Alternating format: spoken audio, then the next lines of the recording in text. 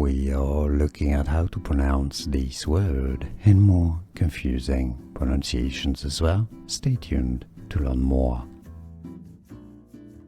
Sharpen. Let's break down the pronunciation. Sharpen. In American English, in the US, it's said more as sharpen. We are looking at how to pronounce this word and more confusing pronunciations as well. Stay tuned to learn more. Sharpen.